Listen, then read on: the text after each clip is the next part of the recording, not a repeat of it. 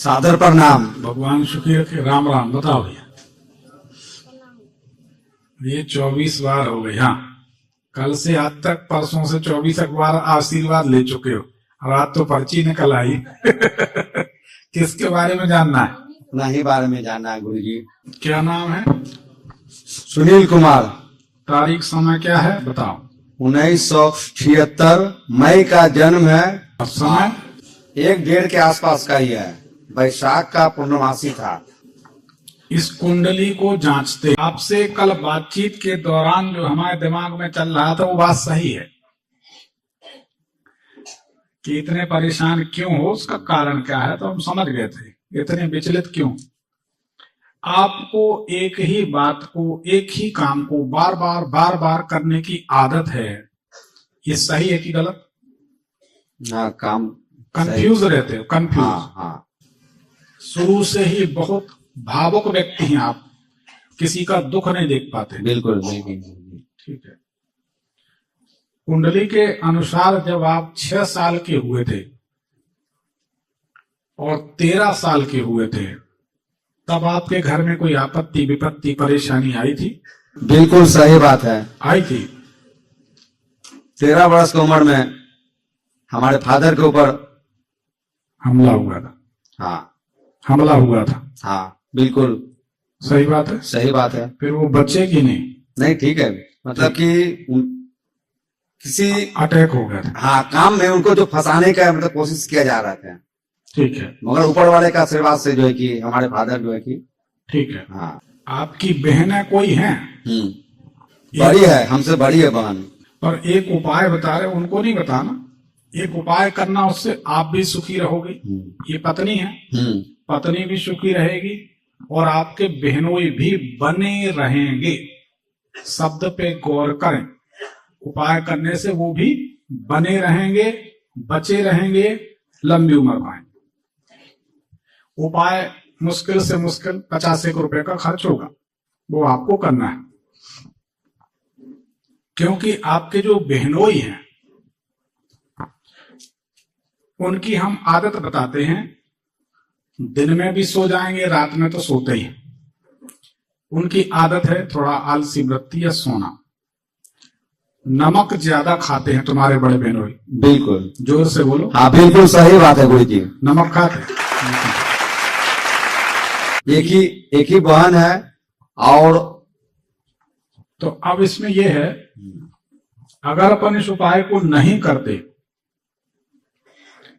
तो बहनों रात में सोते रह जाएंगे। हार्ट की समस्या, साइलेंट अटैक, हम क्लियर बता देते। आप पालन कर लेंगे तो वो बच जाएंगे। ठीक है। बहन का दाम्पत्य जीवन कैसा है? ठीक, बहुत उथल पुथल है। बहुत, उनके एक बच्चे भी हैं, बहुत उथल पुथल में है हमारे बहन जो है। सही बात यह है, आपकी बहन के भाग्य में और आपके मामा पक्ष के भाग्य में सुख नहीं लिखा गया। बिल्कुल सही बात। सही है। बिल्कुल सही बात है गुरु जी। मामा पक्ष की। हमारे मामा है ही नहीं है, या तो होंगे नहीं, होंगे तो अध्याय बंद हो जाएगा। हाँ। तो मामा पक्ष नहीं है, बहन है तो परेशान। ये पत्नी है, इसको, लड़की को गठिया बात जैसे होती ना, ज्वाइंट की समस्या, हड्डियों की समस्या, आर्थराइटिस जिसको कहते हैं, बात जैसी समस्या परेशान करेगी। अभी कोई तकलीफ रहती है क्या इनको? 2023 में कुछ अटैक हुआ था पैरालिसिस का, तो पटना एम्स में जो है कि 24 दिन रहकर हम इलाज वहां कराए गुरु जी। तो सीधे पांव में तकलीफ बढ़ी थी उस समय? पहले पैर में ही दर्द हुआ था। तो पैर में? हाँ। और इनको जब बीमारी की शुरुआत होगी, सुनो, तो जहां पांव में बिछिया पहनती हैं बहुएं बेटियां, वहां से ऐसे ऊपर की तरफ सूजन बढ़ेगी। सूजन कभी कभी हो जाती है, कभी कभी नहीं, उस समय भी हुई होगी। बाद में पूछो।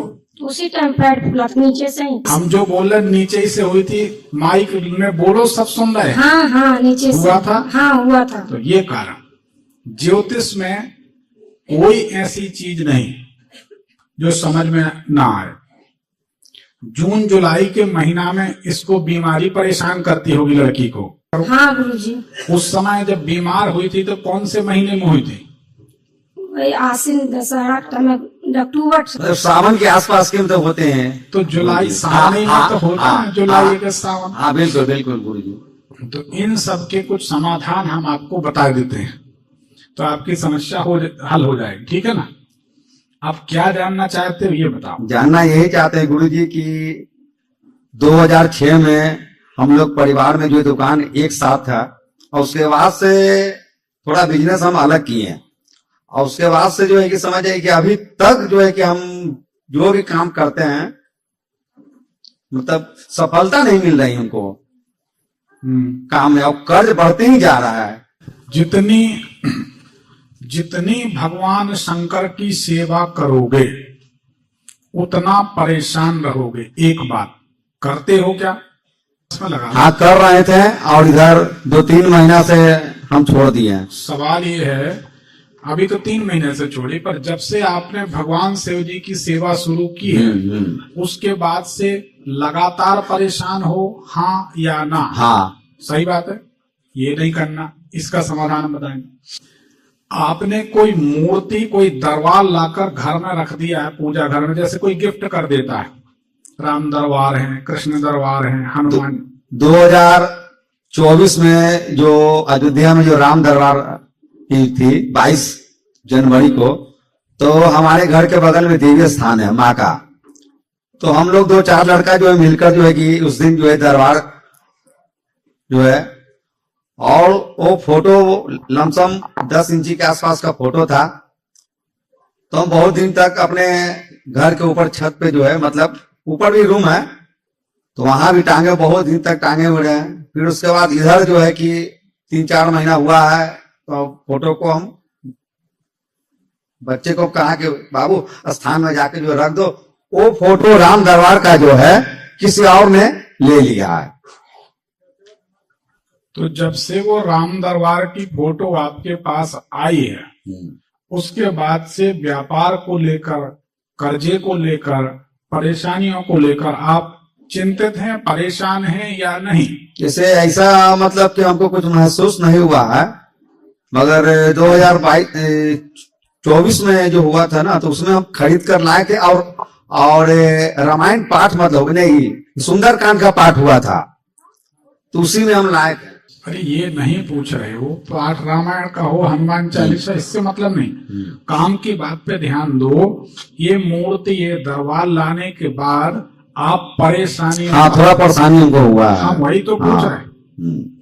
तो ये कुंडली बिल्कुल 23 में ही मतलब 23 के आसपास से ही जो है कि मेरा बिजनेस का फॉल डाउन मतलब होते हुए अभी तक चला आ रहे हैं, और उसी समय से कर्ज का भी जो है कि चलते हुए हमारे। अब ये बताओ, 3-4 दिन में कम से कम 24 बार आशीर्वाद लिए, जरूर। तो ऐसी कुंडली विश्लेषण इतने लोगों में किसी की हुई है क्या? नहीं हुई। पत्नी का बताए, कहाँ से सूजन शुरू हो रही, कौन से महीना में हो रही, बहनोई नमक ज्यादा खा रहे हैं, ठीक है ना, मामा परिवार का सफाया कर दिया, मतलब उसमें देख रहा सफाया हो गया, इतनी बारीकी से कोई कुंडली नहीं। तो बार बार जो पांव पड़ रहे थे ना, उसका फल मिल गया कि नहीं? बिल्कुल बिल्कुल गुरु जी। अब आप एक काम करो, एक चंद्रमणि पहनो, एक मूंगा पहनो, ठीक है ना। पहले मूंगा पहनते थे, बीच में लमसम 10 वर्ष हो गया पहले पहने हुए थे। मूंगा पहने थे तब सुखी थे? हाँ बिल्कुल थे। अब जब बिना प्राण प्रतिष्ठा किए मूंगा पहने थे तो सुखी थे, तो प्राण प्रतिष्ठित मूंगा पहनोगे तो फिर और अच्छा रिजल्ट होगा। हमने क्या बोला अभी थोड़ी देर पहले कि बिना प्राण प्रतिष्ठित रत्न पहनोगे तो 10% रिजल्ट मिलेगा, लेकिन प्राण प्रतिष्ठित रत्न पहनोगे तो 95% मिलेगा, ठीक है ना। तो वो अपने को पहनना है, एक मूंगा, एक चंद्रमणि पहनना, ठीक है। अभी हम घर से जो निकल कर आए तो समझिए कि हम, मेरे पास कुछ नहीं भी है मेरे पास। हम सोच रहे हैं कि दिल्ली में ही मतलब शिफ्ट कर जाए, ऐसा में मेरे साथ अभी है हाल। देखो मगर मेरा मन दिल करता है कि नहीं, हमारे घर पे माँ है, मेरा दिल करता। माता जी नहीं, आप हाँ मम्मी, देखो, हम तो माँ के बारे में एक ही बात कहते हैं, माँ तो सबकी माँ होती है। इस बारे में क्या कहना है? यदि कहना है तो यह कहना है कि मेरी माँ का क्या कहना? माँ बाप से बड़ा कोई नहीं। बिल्कुल गुरुजी। और ये समझ लो, जो अपने माँ बाप का ना हुआ वो संसार में किसी का नहीं। और जो माँ बाप का ना हुआ भगवान की सृष्टि में कोई उसका ना होगा। ये भी देख लो, अनुभव की बात। आज नहीं तो कल 10-5 साल सामने आई। महाभारत के अनुशासन पर्व में प्रमाण दे रहे, महाभारत के अनुशासन पर्व में भीष्म पितामह और धर्मराज युधिष्ठिर का संवाद होता है। तब भीष्म पितामह इनसे कहते हैं युधिष्ठिर से कि इस संसार में जो भी मनुष्य, बड़े काम की चीज है, इसको ग्रहण करना चाहिए, जो भी मनुष्य अपनी माता को आज्ञा पालन से, माने का बेटा ऐसा ना करो, ठीक है बेटा यहां चले जाओ, हाँ बेटा ये ला दो, हाँ मां ला देते हैं, ठीक है ना। अपने आज्ञा पालन से और सेवा भाव से जो मनुष्य अपनी माता को प्रसन्न कर लेता है, भीष्म पितामह कहते हैं कि इस प्रकृति में पूरी माता है, माता पार्वती, गायत्री, लक्ष्मी मैया, ये प्रकृति स्वरूप, एक प्रकृति है, एक परमात्मा है, ब्रह्म है, दो ही तो है। इस प्रकृति में कोई ऐसा सुख नहीं है जो उस मनुष्य की इच्छा हो और उसे वह प्राप्त ना हो सके। ये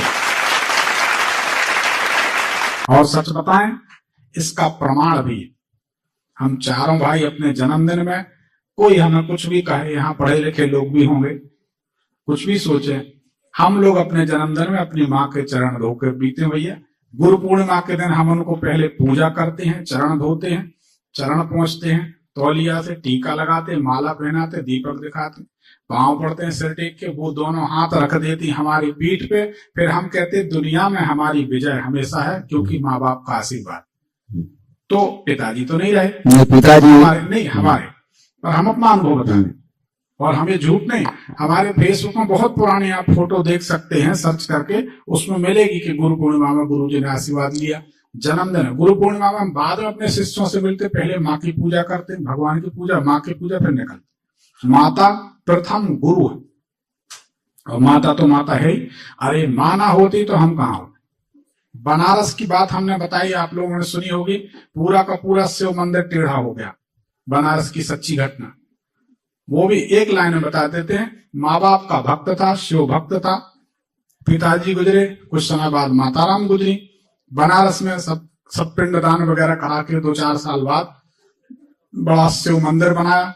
गंगा जी किनारे आज भी है मंदिर, आज भी है, थोड़ा ऐसे है, मंदिर टेढ़ा है, मणिकर्णिका घाट के पास, मणिकर्णिका घाट के पास, आप ठीक कह रहे। तो वो गंगा जी किनारे मंदिर, वो मंदिर बनवाया, सबको, ब्राह्मणों को सबको दान दक्षिणा दी। और जब आप कन्या की शादी करते हैं तो बाद में नहीं, गहरी सांस लेते बैठते, चलो भैया आज गंगा नहा लिया, कन्या के हाथ पीले हो गए, बिल्कुल बिल्कुल, मतलब एक राहत की सांस आ गई।